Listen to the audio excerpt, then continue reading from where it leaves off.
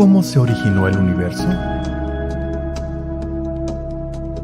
¿Cómo surgió nuestro planeta en la inmensidad espacio-temporal del cosmos?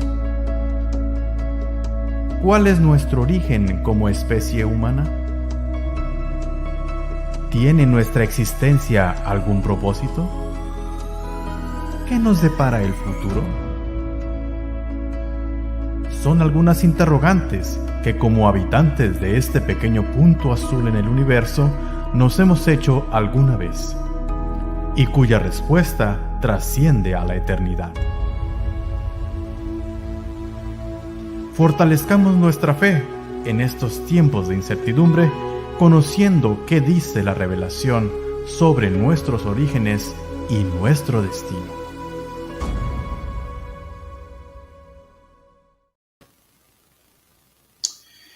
Muy buenas tardes nuevamente a todos los hermanos y amigos que se unen para una transmisión más de este programa, Nuestros Orígenes Revelaciones.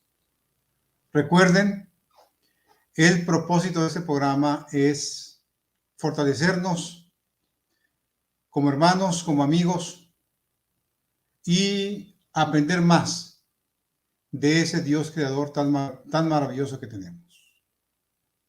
Esta es la última conferencia de esta segunda temporada del programa. Gracias a Dios, tenemos que esta es la conferencia número 37 de la serie. Hemos tenido cada sábado grandes oradores, grandes estudiosos que han compartido con nosotros sus conocimientos. Damos gracias a ellos, damos gracias al público, pero sobre todo damos gracias a Dios, porque Él nos ha permitido llegar hasta aquí, sábado 11 de diciembre del 2021, un año difícil, pero gracias a Dios estamos saliendo adelante. Es para mí un privilegio dar una breve introducción al orador de esta tarde. Él es el doctor José Cardé. Él es doctor en biología molecular. Enseñó mucho tiempo en la Universidad Adventista de Puerto Rico, pero desde hace 14 años trabaja en la Universidad de Puerto Rico, Universidad Pública, y actualmente es director interino del Departamento de Ciencias Naturales en esta universidad. Él tiene mucha experiencia enseñando todas las áreas asociadas con la biología o las ciencias naturales. Así que es un privilegio tenerlo con nosotros, doctor Cardé. Es un privilegio tenerlo con nosotros esta tarde. Estamos seguros que su conferencia traerá bastante luz, bastantes interrogantes también y bastante instrucción a nuestra iglesia. Así que, doctor Cardé, gracias por acompañarnos y el tiempo es suyo. Le escuchamos. Muy buenas tardes, doctor Luciano. Muy buenas tardes a todos los que nos escuchan y nos ven a través de las ondas y señales de Internet. Es para mí un placer y un privilegio el estar aquí con esta tarde para compartir un poco de lo que el Señor ha tenido a bien darme y enseñarme durante mi carrera de estudios, de trabajo y de aprendizaje en el área de las ciencias naturales. Gracias por la invitación y esperamos en Dios que la discusión de esta tarde pues sea para así reafirmar algunas cosas de las que conocemos y creemos, y las interrogantes que surjan pues nos motiven a estudiar más y a buscar más sabiduría del Señor. Voy a pedir si me pueden proyectar la presentación.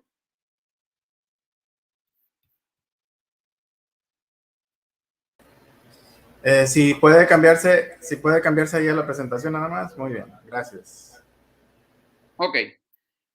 En esta tarde, el tema que voy a estar compartiendo con ustedes es un tema que surgió a mí como una inquietud hace muchos años. Más adelante estaré comentando sobre esa historia. Y lo titulé conservado a través de la evolución, aunque en algunos lugares lo he publicado como conservado a través de la creación. ¿Okay? A prima facie, en esta imagen que tenemos aquí, podemos ver un diagrama donde se trata de comparar, y miren el código de colores, el cuerpo humano con el cuerpo de una mosca Drosophila melanogaster. ¿Ok? Y quiero que vean la relación que hay entre segmentos en verde, en azul, que vendría siendo el tórax, y el resto en este color anaranjado, que vendrá siendo el abdomen. Y como aquí entonces abajo vemos la relación que hay en unos genes. Estos cuadritos que están aquí son unos genes que están en el cromosoma de la mosca y unos genes que están en los cromosomas de humano. Y vean la relación de colores, implicando que hay alguna relación entre ellos. ¿Ok? Estamos relacionando genoma de moscas con genoma de humano. El cuerpo de mosca con el cuerpo de humano. Por ahí vamos a ir con la presentación. Los objetivos en esta tarde para mí son establecer la importancia de los temas de los orígenes. Eso lo haré de una forma bien rápida y bien breve. ¿Ok? Porque obviamente pues ese no es el propósito principal. Pero siempre me gusta establecer un poco de importancia sobre eso. Luego repasaré por encimita los principios del modelo evolucionista. Entonces entraré al concepto de conservado a través de la evolución y discutiré con ustedes 3 ejemplos de procesos a nivel moleculares que están conservados a través de la evolución, interpretando y reflexionando de cómo esto nos ayuda más a conocer a Dios como creador. ¿Okay?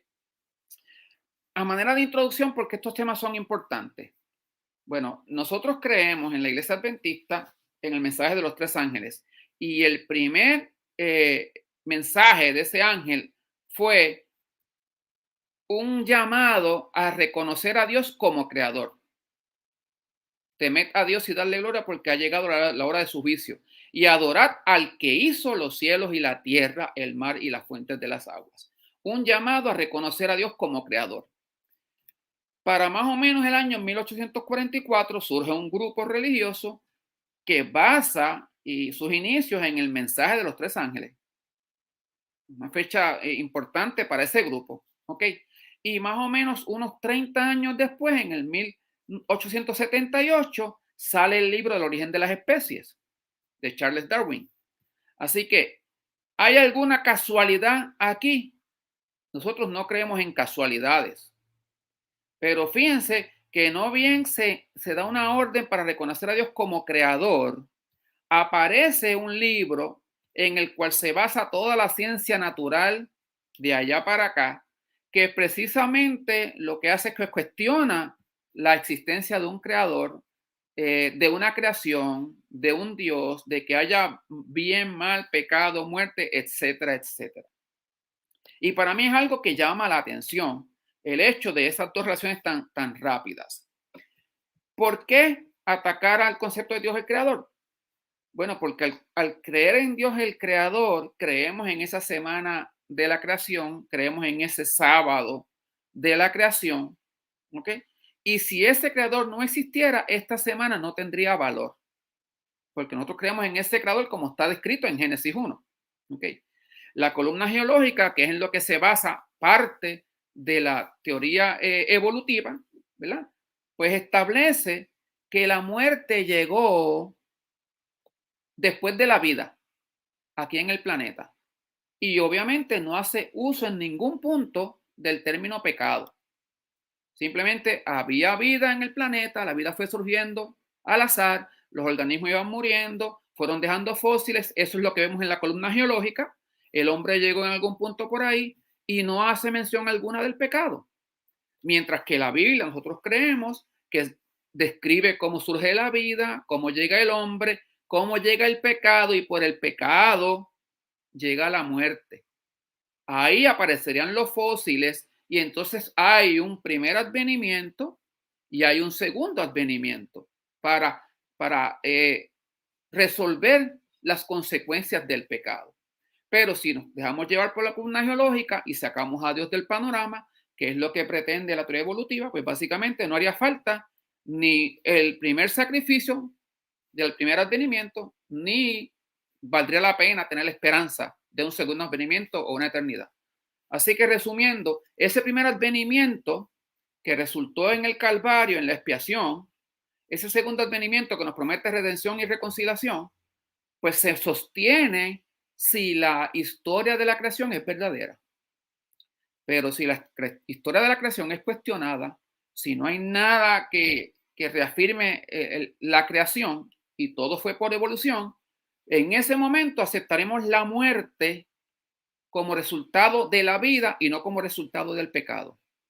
Y si aceptamos la muerte no por el pecado, entonces no haría falta ni sacrificio, ni perdón, ni primer advenimiento y mucho menos segundo advenimiento y redención. Así que para mí estos temas son importantes porque estos temas le dan validez al relato de la creación, nos ayudan a reconocer a Dios como creador y por lo tanto siguen dándole validez a esa esperanza, ¿verdad? Que tenemos en la segunda venida del Señor.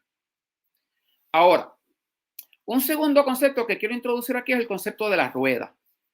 Esa foto que tenemos aquí la encontré en internet, aquí está la referencia, como una ilustración de la rueda quizás más rudimentaria para el año 3500 antes de Cristo, que se comenzó a usar en medios de transportación y que también se usó por artesanos para estrategias de alfarería. ¿Okay?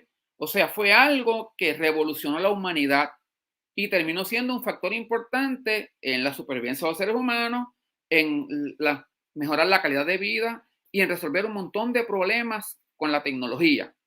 No sé si usted se puede imaginar cómo viviríamos hoy si no tuviéramos ruedas en las distintas formas que las encontramos hoy.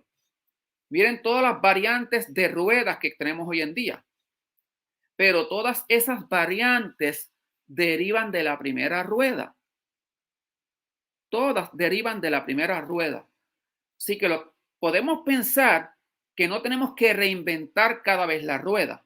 Y ustedes saben que eso es una frase que se escucha por ahí. Cuando queremos resolver problemas, no hay que reinventar la rueda. Simplemente la rueda ya está hecha. Hay que hacerle los ajustes para que la rueda siga funcionando. Le cambiamos los materiales, le cambiamos el tamaño y le hacemos algunos detalles, pero la rueda, el diseño básico es el mismo. Así que no tenemos que reinventarla cada vez. Y por esa línea es que va mi concepto de conservado a través de la evolución. Porque hay muchas cosas en los organismos vivos que han sido conservados a través de la evolución. Y esa frase usted la encuentra en la literatura científica, no en la literatura religiosa. Esa frase de conservado a través de la evolución, usted la encuentra en la literatura científica. Entonces mi pregunta es, ¿qué es lo que ha sido conservado?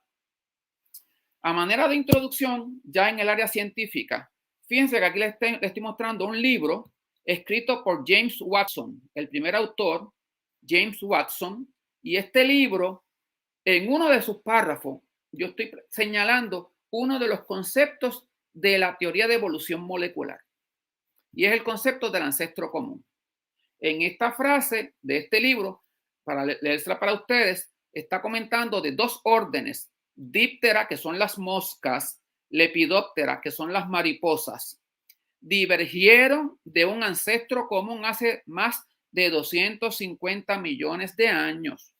Este es más o menos el tiempo de divergencia para humanos y vertebrados no mamíferos, como los sapos. O sea, los primeros vertebrados no mamíferos, ¿okay? Separándose de los precursores de los humanos.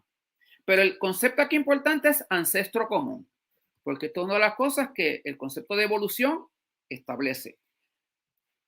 Este otro libro es el libro que yo uso para mi clase de biología del desarrollo. Es el libro escrito por Scott Gilbert del 2014. Ya hay una edición nueva. Y fíjense que en este libro también resalto aspectos importantes que van de la mano con lo que es la teoría de la evolución. Evolución es el resultado de cambios, resaltando cambios en el desarrollo heredado. Modificaciones es otra forma de decir cambios. en el desarrollo de larvas o en embriones para crear nuevos fenotipos o apariencias, cambios, modificaciones. Recuerden esas palabras. El concepto darwiniano, descendencia con modificación, implica cambio. Explica tanto los parecidos como las adaptaciones. Las similitudes en estructura se deben a ancestros comunes. Este es el otro término, ancestro común. ¿Ok? Mientras que las modificaciones se deben a selección natural. Este es otro aspecto. Todo eso que está en rojo son los pilares de la teoría de la evolución. El primer pilar es ancestro común.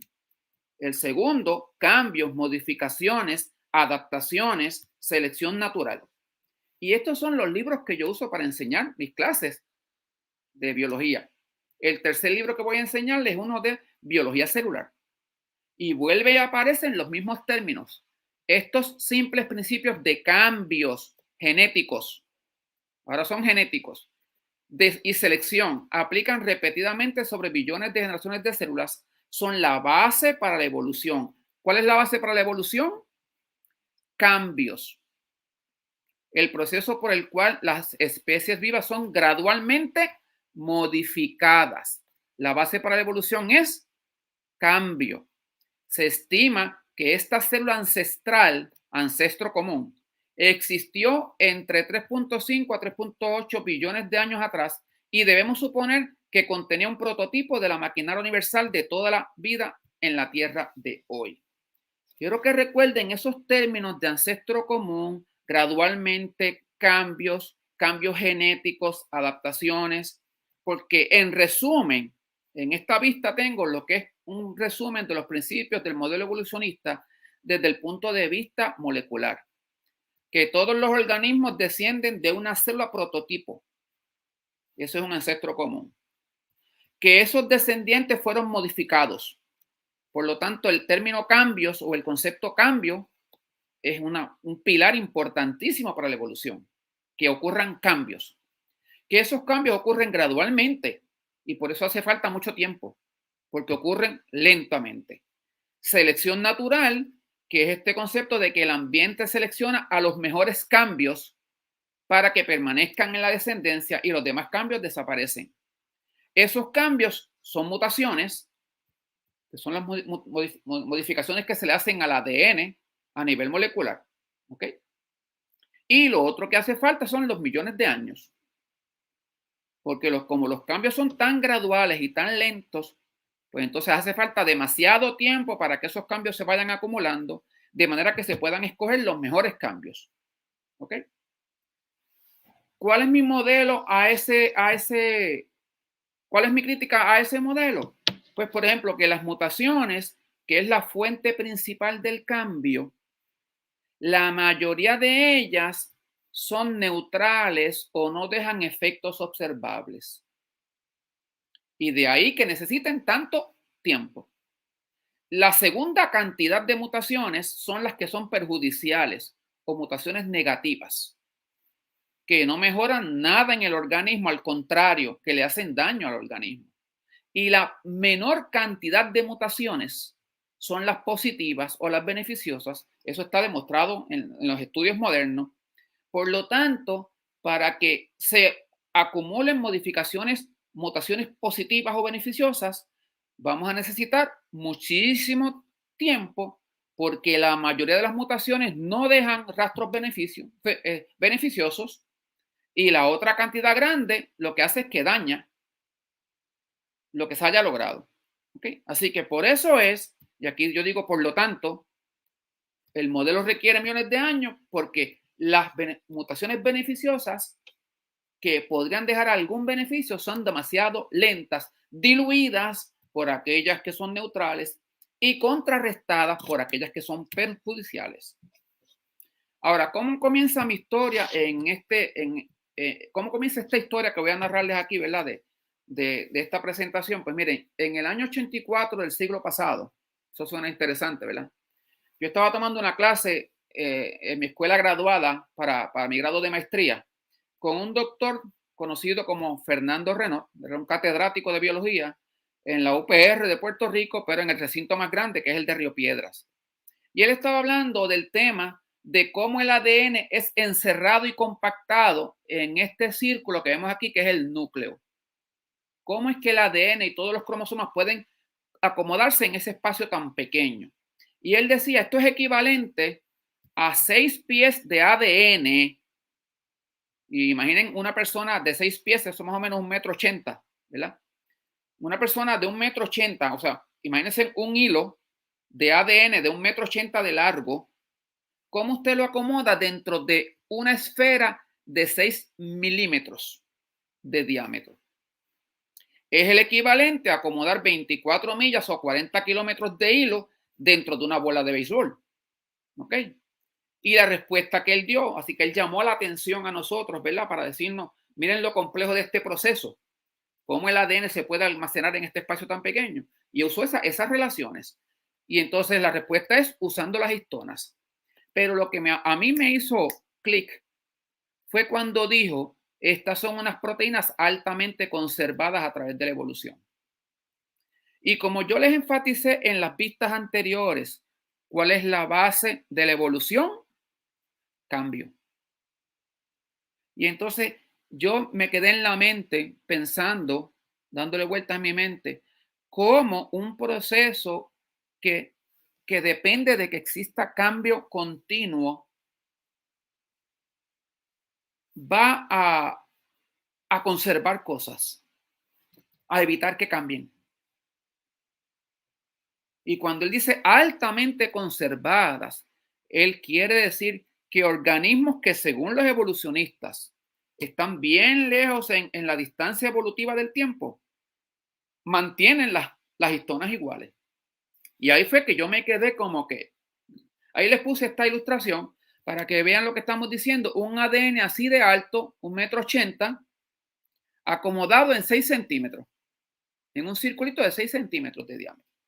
Y la respuesta es que ese mecanismo de compactación se llaman histonas. Pero las histonas no es que sean ellas, el asunto es que son conservadas a través de la evolución. Leyendo entonces más adelante, pues los artículos que se leen para esa época, fíjense este artículo que dice, y aquí está traducido en español, aquí abajo, las proteínas histonas juegan un rol crítico en la compactación y organización del ADN dentro del núcleo. Las 4 histonas del nucleosoma, que se llaman H2A, H2B, H3 y H4, las cuales son responsables de enrollar el ADN, han sido extremadamente conservadas a través de la evolución. Aquí en inglés ellos dicen have been very highly conserved throughout evolution. Altamente conservadas. Y entonces yo me quedaba pensando, un proceso tan importante y tan vital para la evolución, que es compactar el genoma y decompactarlo, pasarlo de generación en generación, cuidarlo de las mutaciones, permitir que se exprese. Todo eso empaquetado en un núcleo tan pequeño, y ese proceso no ha evolucionado. Porque si me dicen que está altamente conservado, pues básicamente es que no ha evolucionado. Un paréntesis. Cuando usted pone en Google, en cualquier buscador, la frase conservado a través de la evolución, conserved throughout evolution, usted va a encontrar muchísimas citas. Y esto lo puse aquí para que vean que hay muchísimos mecanismos conservados a través de la evolución. Aquí tenemos un punto, por ejemplo, la maquinaria molecular para secreción, conservada. El mecanismo de manejo del calcio, conservado. El mecanismo de RNasa para represión de transcripción, conservado. Mecanismos de longevidad, conservado. O sea, todas estas cosas son conservadas a través de la evolución. Conservadas a través de la evolución. Las rutas energéticas, conservadas a través de la evolución. NF-kappa beta, conservada a través de la evolución. Neprilicinas, conservadas a través de la evolución. Las rutas de desarrollo, conservadas a través de la evolución. Y entonces, ¿qué es lo que ha cambiado? Cierro el paréntesis. ¿Cómo es que ocurre la compactación? Pues básicamente estas moléculas forman una bolita, como si fuera una perla de un collar, y el ADN se enrolla en esa bolita. Y de esa manera hay otras interacciones que ocurren entre el ADN enrollado con otras bolitas, y básicamente usted logra compactar 10.000 veces el tamaño del ADN dentro del cromosoma para que quepa entonces en el núcleo. Pero la descripción de las histonas? La similaridad entre las secuencias de las histonas. Secuencias son los aminoácidos que se usan para formar esta proteína, porque son unas proteínas.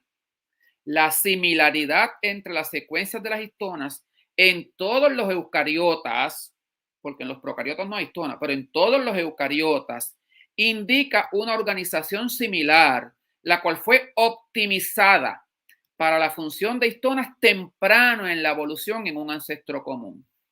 Temprano en la evolución en un ancestro común y de allá para acá no cambió más. Entonces yo vuelvo a hacerme la pregunta, si la evolución depende de cambios y los procesos importantes y esenciales han sido conservados, pues ¿qué fue lo que cambió? Para mí es una contradicción, que dependa de que algo cambie, pero todos los procesos importantes no cambiaron. ¿Okay? Aquí estas citas son sacadas de este libro que está aquí, que es el que cita al principio, de biología celular molecular. ¿Okay? Y fíjense, las histonas, ellos mencionan, como puede esperarse por su rol fundamental en la compactación, están entre las proteínas eucariotas más altamente conservadas. Un ejemplo es la histona H4. En guisantes versus la histona H4 en ganado vacuno juvenil, tiene 2 aminoácidos distintos. Y usted me dice, ¿en qué se parece un guisante a un becerrito, a un novillo? ¿En qué se parece? En lo que se parece es que en los procesos vitales están conservados. La compactación del DNA está y cuando usted busca la tabla evolutiva establece que esos 2 animales se separaron, esos 2 organismos se separaron en la evolución hace 1500 millones de años. Por lo tanto, esas histonas no cambian ¿desde cuándo? Desde hace 1500 millones de años, cuando divergieron las plantas y los animales. ¿Okay? En resumen, ¿por qué son tan similares las histonas? Bueno, para mí esto sugiere que un cambio en cualquier posición, y eso es lo que dice la literatura, sería dañino, detrimental para la célula. Y se han hecho experimentos que demuestran esto. Así que la interpretación aquí de este hallazgo, de este dato, tiene 2 interpretaciones. Y eso es lo que como profesor a mí me gusta dejar. Hay una interpretación humanista, ¿verdad? Naturalista, que dice que esa interpretación es que aunque ha habido evolución, hay un ancestro común y como todos los organismos salen del mismo ancestro común, pues ese ancestro común tenía ese sistema ya montado. Pero a través de los millones de años no ha cambiado. O sea, que aunque ha habido evolución, ese proceso no ha evolucionado. Eso es lo que dice la evolución.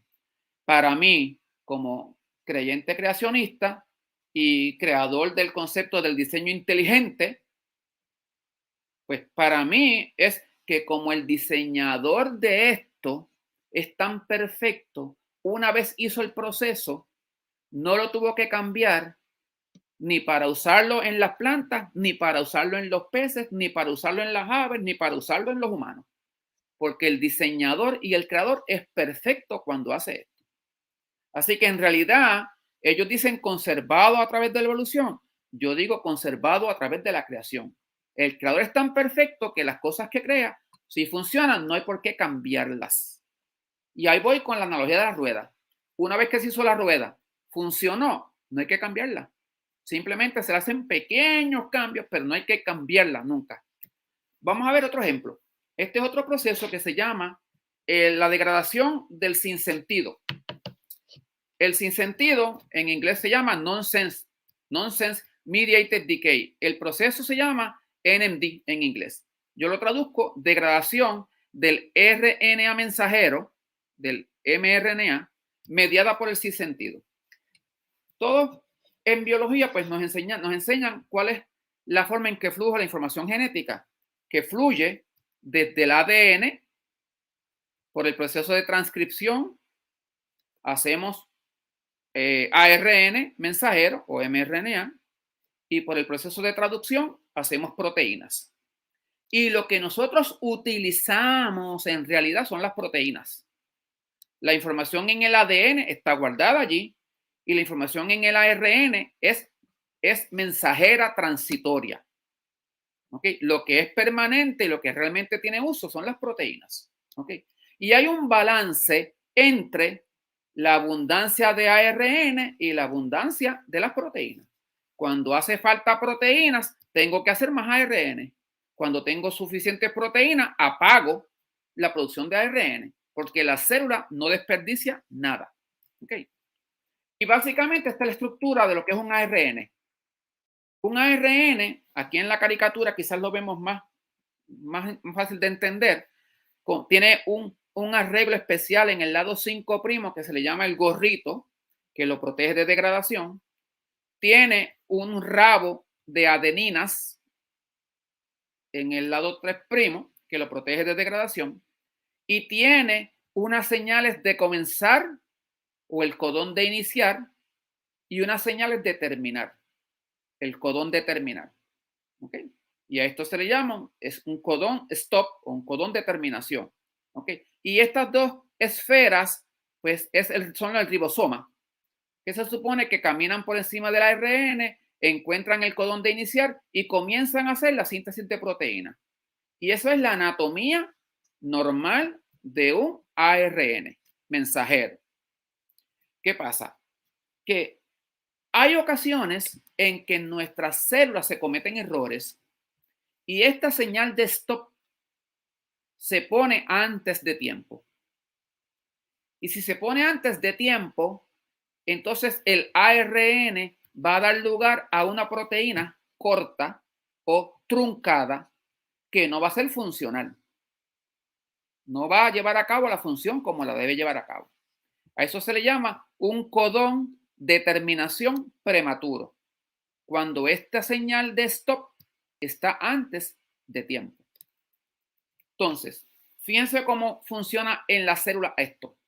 Normalmente, este ARN, cuando tiene el codón de terminación donde va, la célula lo usa por más o menos 45 minutos. ¿En qué proceso? En el proceso de traducción. Recuerden que les mencioné de ADN a ARN transcripción, de ARN a proteína traducción. Pues el proceso de transcripción resulta en este mensajero, en este ARN mensajero. Y este ARN mensajero, como les mencioné, es de vida transitoria. Dura 45 minutos. ¿Ok? Y está normal. Tiene su codón de iniciación, codón de terminación con su gorrito y todas las cosas. Cuando se le pone un codón de terminación antes de tiempo, entonces fíjense qué rápido la célula lo elimina. ¿Por qué la célula lo elimina en 3 minutos? Porque la célula detecta que esta señal es aberrante, que la proteína que va a salir aquí no es funcional. Y la célula tiene un mecanismo para controlar la calidad de estos ARN. Ese mecanismo es el que llamamos NMD, o el mecanismo de degradación sin el sentido. Es un mecanismo de vigilancia para los ARN mensajeros, como si fuera un sistema de control de calidad, y lo que va a asegurar es que solo los ARN que tienen los codones de terminación donde van se traduzcan. Y cuando están estos aberrantes, pues entonces los elimina. El proceso no es perfecto. Y aquí tengo una lista de enfermedades que surgen cuando el mecanismo de protección falla. Porque esos mecanismos están diseñados para que funcionen, pero no funcionan al 100%. Y quizás aquí hay alguna condición que usted conozca. La fibrosis quística, la distrofia muscular, la hemofilia, el síndrome de Marfan. Todas estas son condiciones que surgen por problemas en ese mecanismo de control de calidad, donde se supone que yo degrade el codón, el ARN que tiene el codón antes fuera de lugar, ¿ok? O que lo ignore, pero el asunto es que no permita que esa proteína defectuosa se produzca, ¿ok? Pues cuando se estudió este mecanismo, se descubrió en este organismo, Saccharomyces cerevisiae. Este organismo es la levadura. Y cuando se estudió, se encontró que el mecanismo consistía de 3 proteínas que se llaman UPF1, 2 y 3. Ese mecanismo de vigilancia preventiva contra ARN aberrantes se descubrió en Saccharomyces, pero luego se siguió estudiando y se encontró en invertebrados como el C. elegans, en la mosca Drosophila melanogaster y en el humano como nosotros. Y en todos estos organismos y en muchos otros más, el mecanismo de degradación por el sinsentido, el nonsense mediated decay, fue corroborado, formado por lo mismo, las mismas 3 proteínas, con nombres distintos, las mismas 3 proteínas, y se concluyó que este es un mecanismo que conservado a través de la evolución. Pero entonces usted dice, de levadura a humano, esto es un eucariote unicelular, y nosotros somos la corona de la evolución supuestamente. ¿Cómo el mecanismo no ha cambiado a través de los millones de años? En resumen, el NMD es un mecanismo de vigilancia preventiva contra los ARN aberrantes. Las protagonistas son 3 proteínas. 3 proteínas. Y está presente en los organismos eucariotas que van desde la levadura hasta los vertebrados superiores. La explicación de ellos, conservada a través de la evolución. Y eso implica de nuevo un ancestro común y millones de años, que eso es la evolución, pero millones de años donde este mecanismo no cambió. O sea, es como una evolución sin evolución. Para mí como creacionista y como creyente del diseño inteligente, no es otra cosa que simplemente no hacen falta los millones de años. El creador, cuando crea una cosa, la crea tan perfecta que la puede seguir usando tanto en las plantas como en los animales, tanto en las levaduras unicelulares como en los organismos multicelulares. Los cambios que le hacen son cambios mínimos, pequeños, pero el concepto fue hecho por un gran diseñador que no requiere estar haciéndole cambios. Así que no hacen falta los millones de años, no hace falta la evolución. Ese era el segundo ejemplo. Y el tercer ejemplo es uno interesantísimo. Déjenme mirar cómo está el reloj aquí. Muy bien. Este es el de los genes de la caja de Homeo. Los genes de la caja de Homeo fueron descubiertos por Ed Lewis y él la pregunta de investigación que tenía es cómo es que un organismo ubica las diferentes partes de su cuerpo en los lugares donde los ubica. A manera de ejemplo, cómo es que se sabe que esta pata va en este lugar del tórax y que esta pata va en el centro y que la ala va en ese mismo segmento de la segunda pata, ¿ok? Y que en la tercera pata entonces están estas protuberancias pequeñas que están aquí, que se llaman los halters. O sea, ¿cómo se sabe que la antena va en este lugar? ¿Cómo el organismo sabe dónde ubicar cada cosa? Ya se sabía que los segmentos de Drosophila, de la mosca Drosophila, que es esta que tenemos aquí, tienen una secuencia con los segmentos de la larva. Cuando el huevo de Drosophila se fecunda y empieza a sufrir los cambios del desarrollo, pasa por la etapa de larva y de pupa. Pues en la larva usted puede encontrar segmentos, y usted puede asociar estos segmentos con estos segmentos. Y cada segmento se supone que va a dar lugar a estructuras en específico. Por ejemplo, en la cabeza, en el primer segmento, pues van a salir las antenas. En los segmentos del tórax, pues van a salir las patas, las alas y los balanceadores. Los balanceadores son esta estructura que está aquí al lado de la tercera pata. ¿Okay? Y los responsables para eso es lo que se llama los genes de la caja de Homeo. Son los responsables para eso. Fíjense la comparación con un código de colores donde vemos lo que da lugar a la cabeza con todas las estructuras de la cabeza, lo que da lugar al primer par de patas, al segundo par de patas, pero de aquí salen las antenas, al tercer par de patas, donde salen los balanceadores, y al abdomen anterior y al abdomen posterior. Así que esa relación se establece, pero ¿cómo es que ocurre? Pues él encontró que hay unos genes que específicamente determinan eso, cómo ocurre y dónde ocurre cada cosa, y le puso el nombre de los genes de la caja de Homeo, porque básicamente es el proceso que determina cómo una parte del cuerpo puede parecerse a otra parte del cuerpo, cómo una parte del cuerpo puede tomar la identidad de otra parte del cuerpo. En biología molecular, es un aspecto bien interesante, es el siguiente. A mí me encanta enfatizar sobre los estudiantes. Usted no sabe que un rasgo lo controla un gen hasta que encuentra un producto de un mutante de ese gen. Mientras todo lo que usted vea son organismos normales, pues usted no detecta que hay un gen para ese rasgo. Cuando usted encuentra algo distinto, entonces usted se hace la pregunta, ¿de dónde salió este rasgo? Y una de las respuestas puede ser, eso es un gen que mutó. Pero hasta que no encuentre el mutante, no se le ocurre esa idea. Y en Drosophila, pues básicamente ese es el detalle. Ellos encontraron algunas moscas con 2 pares de alas, como vemos esta que está aquí.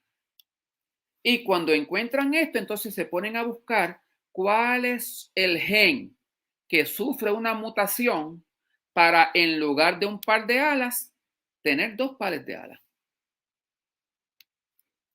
¿Ok? Y aunque ese es el dibujo, aquí tienen la foto en realidad.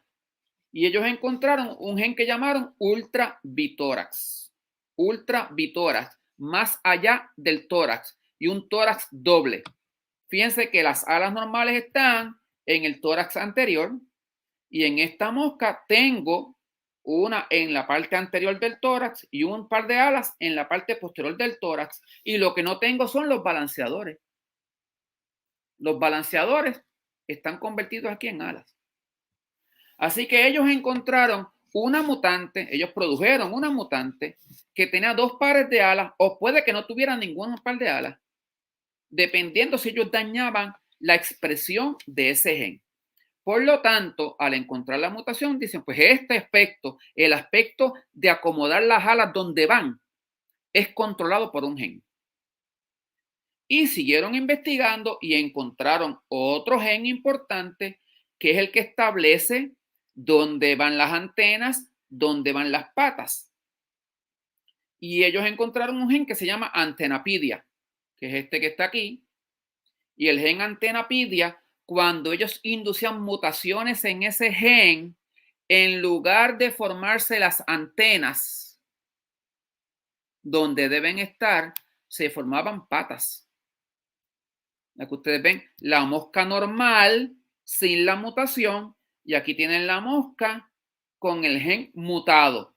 Y cuando encuentran esta mutación, entonces dicen, el gen que controla la formación de antenas se llama antenapidia. Cuando ese gen muta, las antenas no se forman. Y entonces las patas aparecen ahí. Es como si la proteína que produce este gen evitara que la formación de pata ocurriera aquí. Pero como este gen se apaga, pues ahora la proteína que él expresa, que él produce, no está, pues entonces las patas se forman de forma descontrolada. Y aquí tenemos un ejemplo un poquito más drástico. Este se llama eyeless. Eyeless significa sin ojo. Pero fíjense que el mutante de sin ojo lo que tiene son ojos de más. Lo que tiene son ojos de más. Ese es el nombre que se le pone al gen. Así que entonces, ¿qué encontraron ellos? Que cuando esos genes usted los expresa o daña su expresión fuera de donde van, pues producen este fenómeno. Lo expresa en un lugar donde no va, o apaga su expresión, ocurren fenómenos tan aberrantes como los que acabamos de ver. Pero en esencia eso quiere decir que las estructuras en nuestra cabeza, en nuestro tórax, en nuestro abdomen, se forman en esos lugares porque hay unos genes que controlan eso. Y esto es ilustrado en Drosophila. La idea es, ¿existirá esto en otro organismo? Bueno, en resumen, esos genes son lo que se llama el clúster o el grupo de bitórax. Son 3 genes corridos, y está el clúster o el grupo de antenapidia. Son 5 genes corridos. y están a lo largo organizados de esta manera en un cromosoma de la mosca de Drosophila. ¿Ok? Y controlan los segmentos de la cabeza y controlan los segmentos del tórax. Todos están en una orientación, como ustedes los ven, en un orden, y controlan la forma correcta, ¿verdad? Se expresan en forma correcta y dan como resultado una mosca normal. Cuando se expresan en forma incorrecta, cuando se apaga su expresión, cuando se expresan en lugares fuera del lugar, entonces encontramos aberraciones. ¿Ok? Los genes homeóticos están conservados a través de la evolución. Y aquí les presento un ejemplo de esa conservación. Miren, la conservación entre Ultravitórax y Antenapidia. Estas cajitas amarillas le está ilustrando los únicos 7 cambios que hay en esta región de la proteína.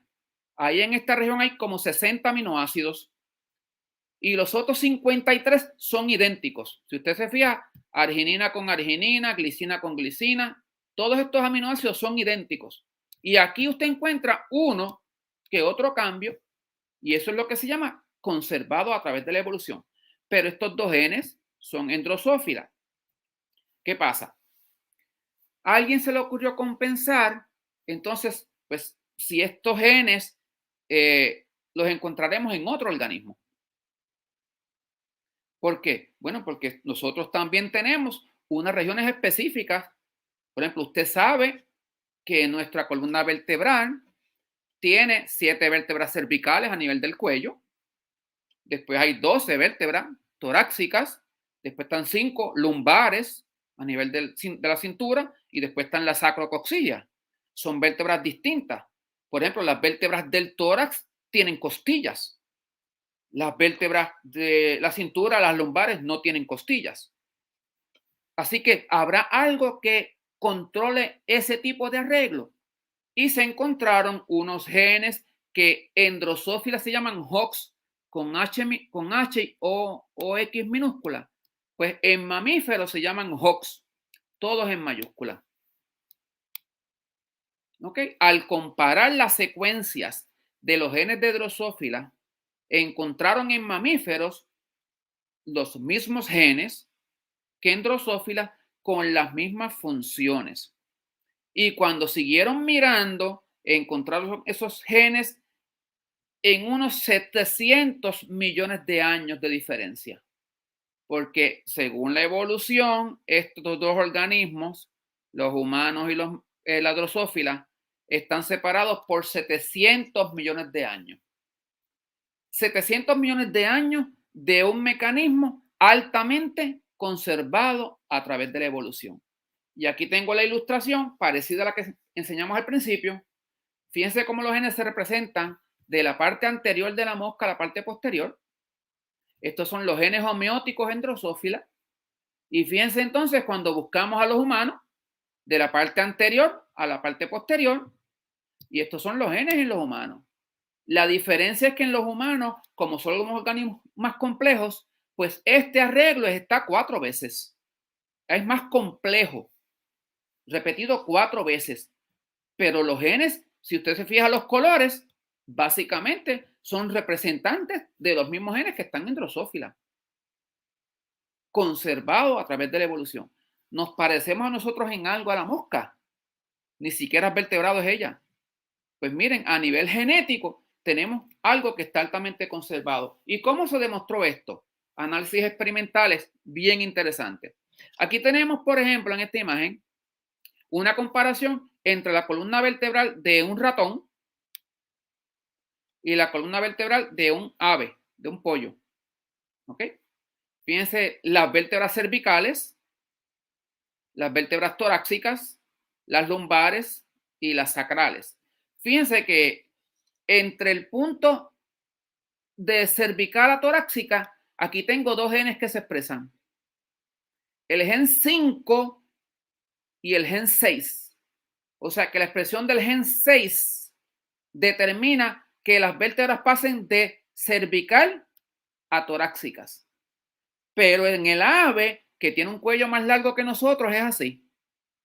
En el ratón, que tiene un cuello más corto, el gen 6 también está. pero está un poquito más arriba. El ratón solamente tiene 7 vértebras torácicas, 7 vértebras cervicales versus 14 que tiene el ave. Pero ¿quién determina en el ave el cambio de cervical a torácica? El gen 6. ¿Quién determina en el ratón el cambio de cervical a torácica? El gen 6. Igual pasa con el lumbar, del 9 al 10. Para cambiar de torácica a lumbar, del 9 al 10. O sea, que el proceso que hemos visto en Drosophila y está ilustrado en un montón de otros invertebrados, está en vertebrados superiores y también está en nosotros. Y obviamente estudios más adelantados de biología del desarrollo ha presentado la función de todos estos genes, como lo vemos en esta imagen, todos los distintos genes host que hay, A, B, C y D, y el control de esos genes 4, 5, 6, 9, 10, cómo establecen la diferencia entre cervicales, torácicas, lumbares, sacrales, dependiendo de cuál es el organismo con el que estamos hablando.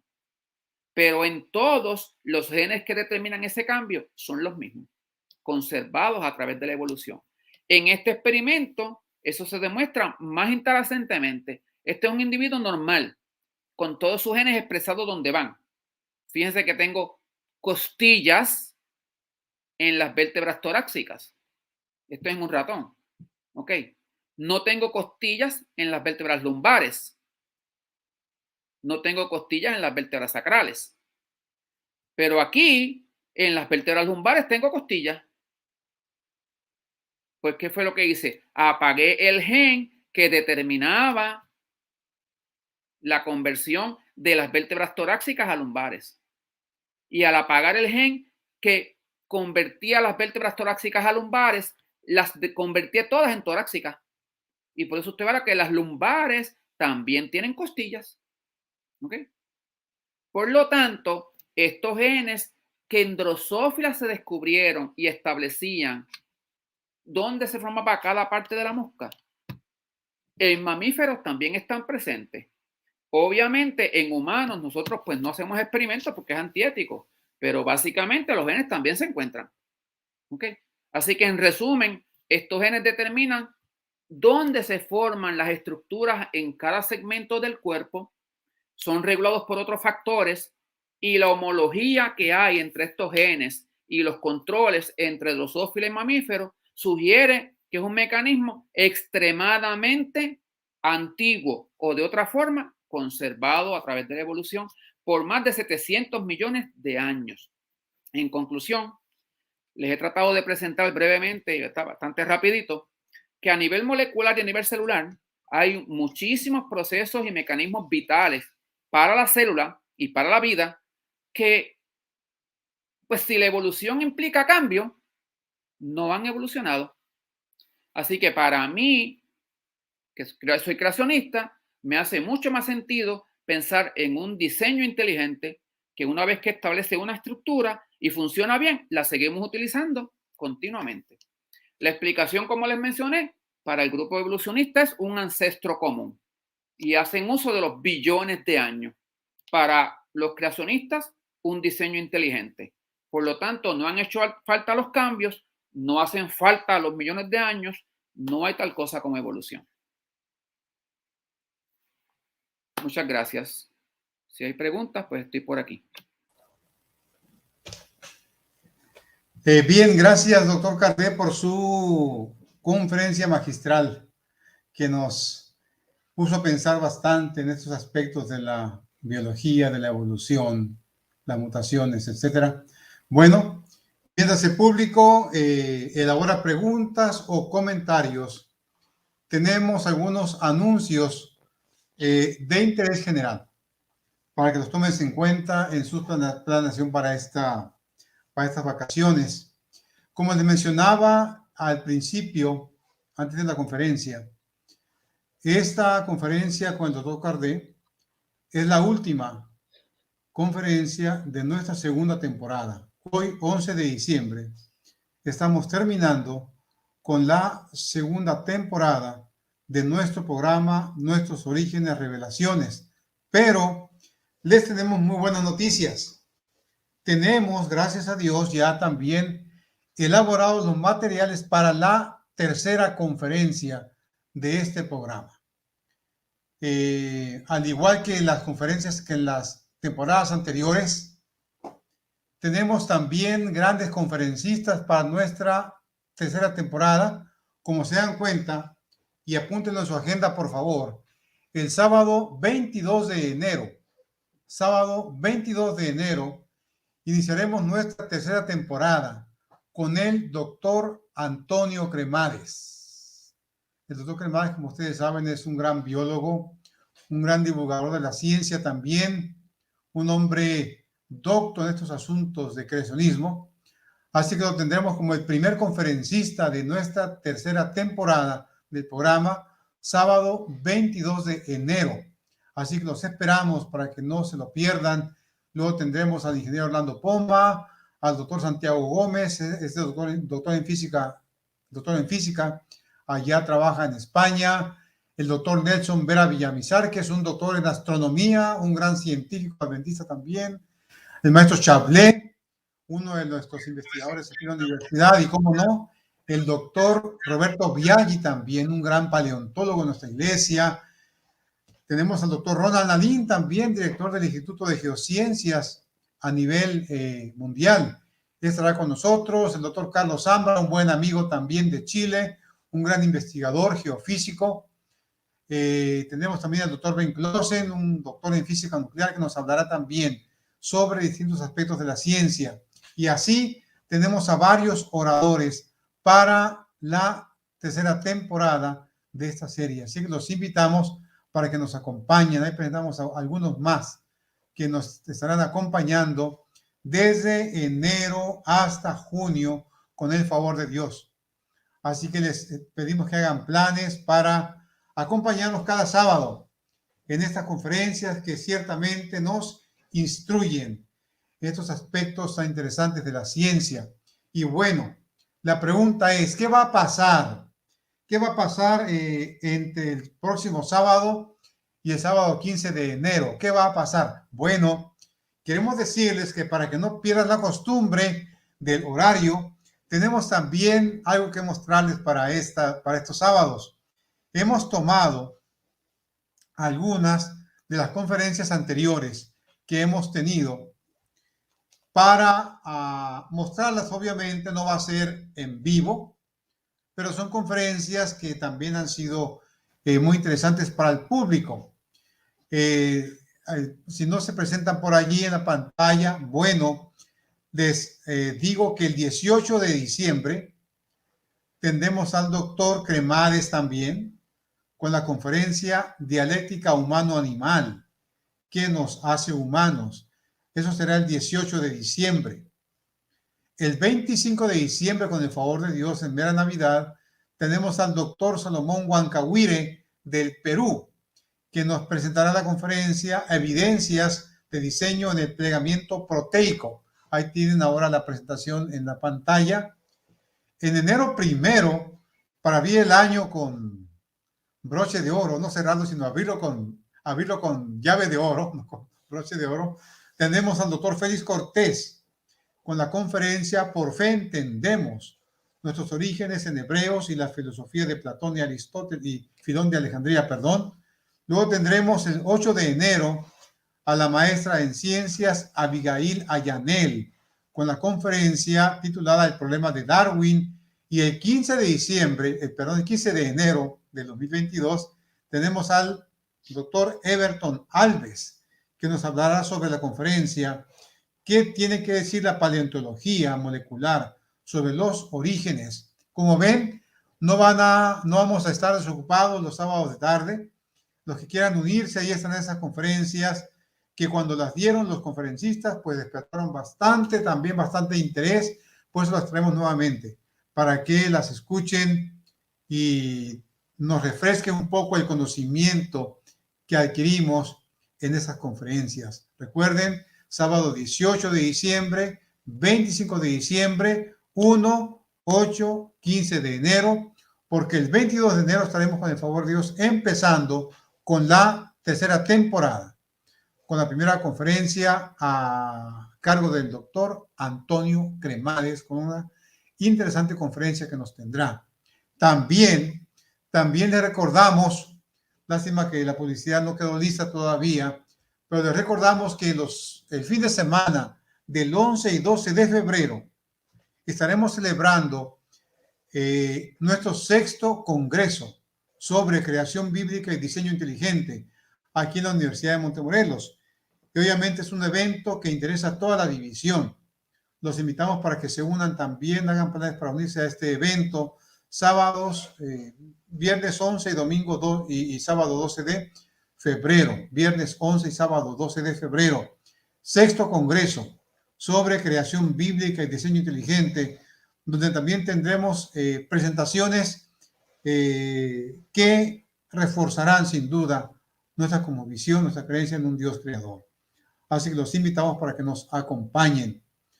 Y bueno, vamos a ver, doctor Cardé, ahora vamos a ver qué tiene nuestro público para usted esta tarde. Empezamos aquí con Jorge Zúñiga. Jorge Zúñiga es una persona que nos sintoniza también cada sábado. Está dando un saludo. Buenas tardes, dice. Dios les bendiga en gran manera. Gracias, Jorge. Igualmente, que Dios esté contigo. Y ya tenemos aquí a Alan Chablé. Esta semana vino Alan aquí en mi oficina a pedirme el libro que le prometí. Y por supuesto se lo dimos. Le voy a decir qué libro le dimos.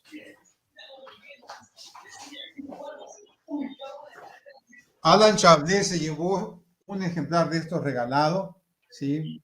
En Trusted. Es un buen libro escrito por varios científicos de la iglesia y editado por el doctor Dunbar, doctor Gibson y doctor Rashi. Pero es un libro con varios títulos también. No sé, doctor Cardé, quizás usted tiene también su capítulo por aquí, no sé. No, bueno, pero no, hay varios. En no, ok. Aquí hay varios papers importantes también y esto se lo llevó Alan Chablé. Se lo dimos por estar siempre puntual en nuestras presentaciones. Y bueno, vamos a ver qué más regalamos a la gente que virtualmente se une puntualmente cada sábado también para pues motivar su presencia en este programa. Últimamente la maestra Flor Hernández también se está uniendo muy puntualmente. Hola Flor, bienvenida junto con tu familia. Dice feliz sábado al doctor Cardé. Estamos aquí listos para seguir aprendiendo. Muchas gracias por compartir con nosotros sus conocimientos. Así que doctor Cardé, muchas gracias por ello. Francisco Ramírez J, saludos desde San Luis Potosí. Nuestro buen amigo Orlando Poma Porras, que va a ser uno de los conferencistas la próxima temporada también, y que ya nos ayudó con una conferencia de la primera temporada, estará con nosotros. Bienvenido, Orlando, ojalá siempre nos acompañes también. Tenemos aquí a Rafael Hortas Caldaferri. Dice feliz sábado, doctor Luciano, a doctor José Cardé. Saludos desde Brasil. Y es una pregunta, doctor Cardé, dice, ¿cómo las mutaciones pueden ser benéficas a los organismos o siempre son deleterias? Sí, como mencionamos en la charla, la mayoría de las mutaciones son neutrales. Neutrales quiere decir que no tienen ningún efecto y pasan desapercibidas en nuestro cuerpo. La segunda cantidad mayor de mutaciones son las que son negativas. Pero hay ocasiones en que esas mutaciones negativas para algunas personas pueden ser positivas. Vamos a dar un ejemplo. Hay una mutación en la condición que se llama anemia falciforme. La anemia falciforme hay un cambio de un aminoácido como producto de un cambio de una base. El glóbulo rojo que tiene esa mutación, su hemoglobina con esa mutación, es un glóbulo rojo deformado. Y normalmente a las personas puede provocarle problemas de circulación, bloqueando la circulación en vasos sanguíneos capilares. Pero esa misma deformidad hace que ese glóbulo rojo sea resistente a la infección del parásito de la malaria, por ejemplo. Así que en lugares donde la malaria abunda, es preferible tener ese glóbulo rojo mutado que el normal, porque el mutado es resistente a la malaria. Ahora, hoy en día, obviamente, ya tenemos tratamientos y vacunas que nos protegen de antemano contra la malaria, entonces esa mutación sigue siendo detrimental. Pero cuando surge esa mutación, en las primeras veces que aparece en la humanidad, pues ofrece una protección en unos lugares en específicos contra la presencia del parásito en ese lugar. Así que en la mayoría de los casos, las mutaciones son detrimentales, eso no hay duda. Hay muy pocos casos donde hayan mutaciones que son positivas o que pueden ayudar en algo al organismo. Muy bien, doctor Cardé, muchas gracias. Pareciera que el público opina que su conferencia fue muy clara, por eso no hay muchas preguntas. Aquí Alan Chablé dice, muy buen tema, doctor Cardé, muy clara, como le digo, pareciera que es el sentir del público, porque no hay muchas preguntas, y eso implica pues que su conferencia fue bastante explícita. Vamos a ver, la maestra Flor Hernández pregunta, doctor Cardé, ¿alguna vez ha presentado a científicos evolucionistas el tema de esta tarde? ¿Cuál es la respuesta de ellos? Pues no he tenido la oportunidad de presentarlo en lugares evolucionistas, pues porque como siempre el enfoque de esta conferencia es hablando del creacionismo y reforzando el creacionismo y el diseño inteligente, pues normalmente no invitan a uno a ese tipo de conferencias. Lo he consultado con algunos de mis colegas, ¿verdad? Y lo encuentran interesante, pero como ellos no le dan profundidad a esta filosofía, pues para ellos no tiene ninguna relevancia ni una cosa ni la otra. Pero no lo he presentado en un neocírculo evolucionista, porque es que ellos no tocan estos temas de evolución y creación con esta pasión que nosotros lo tocamos. Ok, muy bien. Lisette Ruiz Apodaca dice, feliz sábado, gracias por la información tan interesante. Bueno, doctor, quizá mientras el público se anima a hacer más preguntas, ¿tendría usted algún mensaje adicional que quisiera decir? A ver si alguien más del público se motiva a preguntar algo. Bueno, ¿qué puedo decirles? Básicamente yo estudié en la Universidad del Estado. Yo hice mi bachillerato, o sea, acá llamamos bachillerato a los primeros 4 años de universidad. Lo hice en la Universidad Adventista. Mi escuela graduada, que fue maestría y doctorado, fue en la Universidad de Puerto Rico. Y allí, pues, predomina el pensamiento evolucionista. Y que me ayudó a mí a mantenerme muy tranquilamente en ese lugar, aun cuando las clases eran con enfoque evolutivo. Yo no tuve problemas con mi filosofía, pues simplemente fue ser claro todo el tiempo con mis profesores de lo que yo creía.